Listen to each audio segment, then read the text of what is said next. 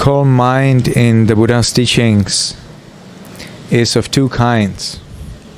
One kind is calmed by concentration, and the other one is calmed by wisdom. In both cases, the mind is calm. In the case of concentration, the meditator chooses one out of 40 meditation objects and gradually attains calm with that object. One of the 40 objects is breath.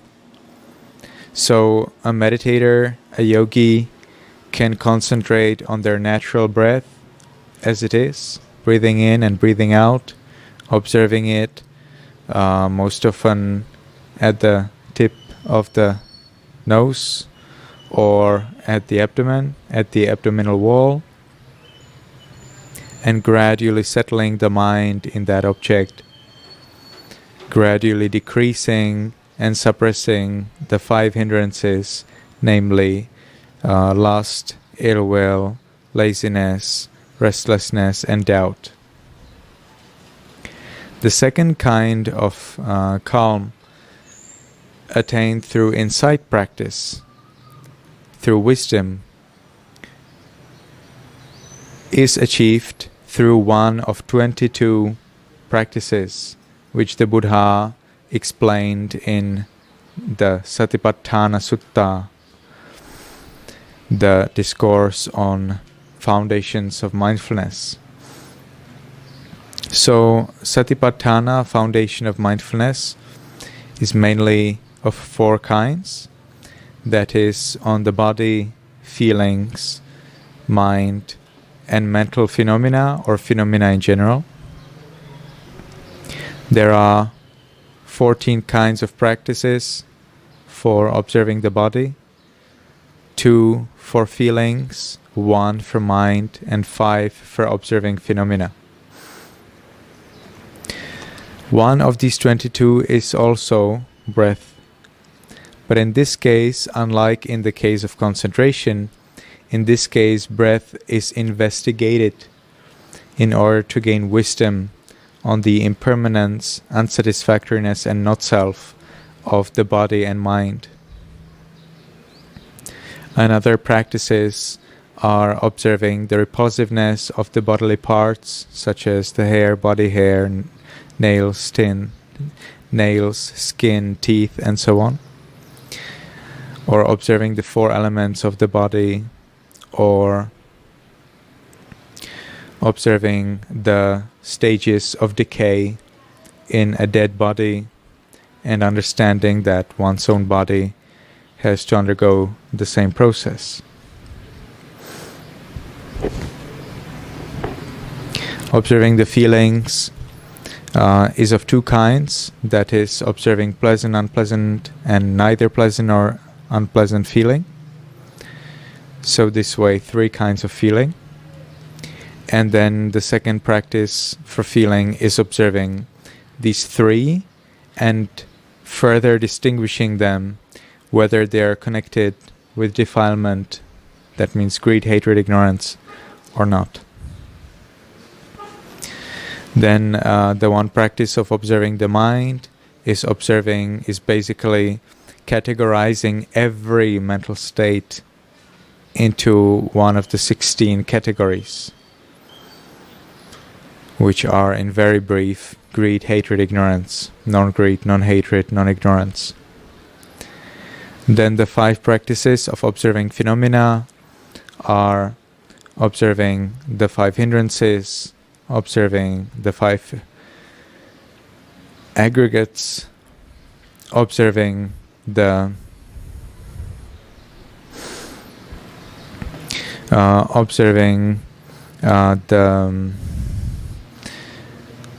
there's 5 hindrances, 5 aggregates. Then we have 5 consciousnesses, 7 enlightenment factors, and 4 noble truths. So this way we have 22 practices of insight which lead to calm. Now the practice of concentration leads to a different calm than the practice of insight. Although both are calm, they are different. So the practice of concentration in the first stage of jhana, of absorption, leads to five-fold calm. And that is calm which consists of applied thought, sustained thought, joy, happiness, and one-pointedness. This is the first level of calm that can be attained through concentration practice.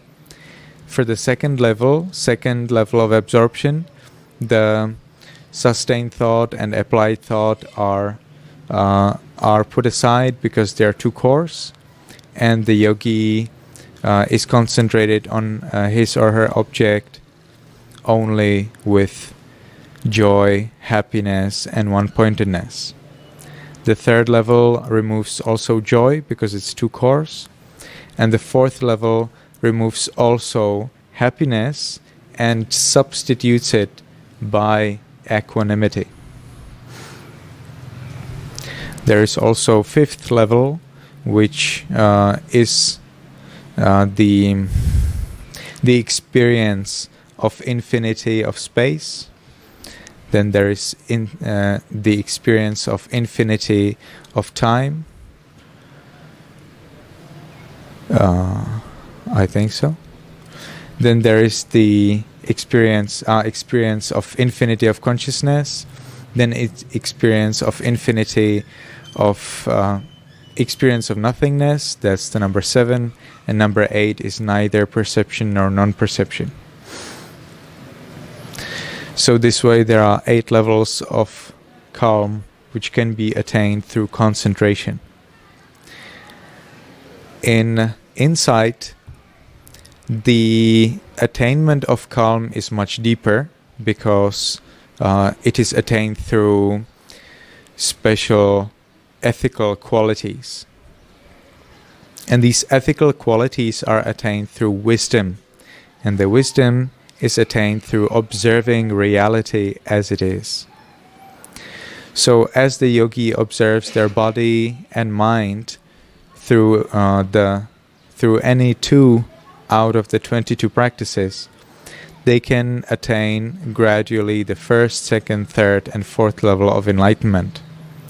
And these levels of enlightenment are considered to be the ultimate peace. Paramang Sukhang, the ultimate peace or ultimate happiness.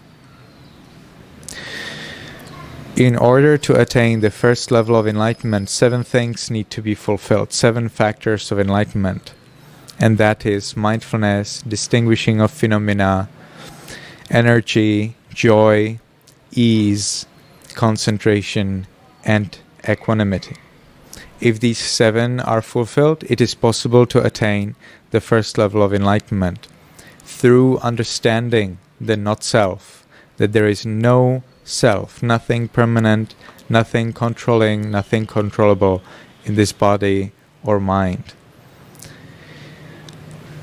With this first level, there is the peace in terms of eradicating the doubt about not-self, because not-self is fully, entirely experienced. The second level is a deeper experience of self, of not-self, and because there is the experience of not-self even deeper, greed, hatred, ignorance gradually decrease. They decrease through the wisdom that there is nobody to be greedy or angry, and there is nothing and nobody to be attached to or to be angry about. At the third level of enlightenment, all lust and ill will are entirely eradicated. And at the fourth level, all attachment to the levels of concentration, of the concentration piece, and also conceit, restlessness, and ignorance are entirely eradicated. With the eradication of all 10 fetters, of all mental defilements, there is the ultimate attainment of calm, of peace.